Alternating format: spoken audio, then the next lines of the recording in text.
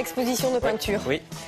Exposition dont nous parle par exemple le supplément week-end du journal Les Échos. Ça s'appelle Éloge de la toilette. C'est des tableaux sur les femmes dans leur salle de bain, vous allez en voir, ou en train de s'habiller. C'est un peu une histoire donc de la beauté. Depuis le XVIe siècle jusqu'à nos jours. C'est au musée Marmottan dans le 16e arrondissement de Paris. Le Figaro en parle également, vous allez voir l'affiche. De même que de nombreux sites internet, expo très foisonnante, mais vous avez le temps, c'est jusqu'en juillet. Patrimoine aussi. Dans les Échos, qui nous apprennent que l'intérêt pour les monuments historiques ne se dément pas. Le journal sort un palmarès, vous le voyez. L'Arc de Triomphe numéro 1 attire 1 700 000 visiteurs par an, suivi par le Mont-Saint-Michel. Il y a aussi la Sainte-Chapelle, Carcassonne, Azay-le-Rideau, plus 3% de fréquentation, 9 millions de personnes en tout. Les monuments multiplient aussi les partenariats avec des concerts, avec la Ligue de protection des oiseaux, parce qu'il y a beaucoup de nichés dans les monuments. Il y a des ouvertures nouvelles aussi. Le fort de Brégançon, par exemple, se visite désormais. Vous trouverez cet article dans Les Échos. Et puis je passe à la musique. Grand événement avec la comédie musicale Cats. Vous savez, énorme succès depuis plus de 30 ans. La première avait eu lieu à Londres en 81, avec ces comédiens qui incarnent des chats, comme le nom l'indique.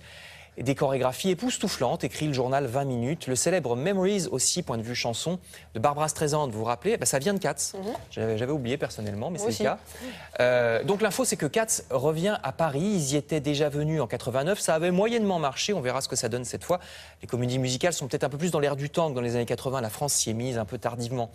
Verdict à partir d'octobre au théâtre Mogador et musique aussi dans l'Humanité. Mais un autre genre, c'est le groupe Fauve. Pour ce qui est du style, sachez que le nom de ce groupe est inspiré du film de Cyril Collard, Les Nuits Fauves. Donc un univers très sombre et lumineux en même temps, étrangement, écrit le critique de l'Humanité. Sombre au point de ne pas vouloir être pris en photo. Vous voyez que dans le journal, on ne les reconnaît pas. C'est fait exprès, ils ne veulent pas qu'on les reconnaisse.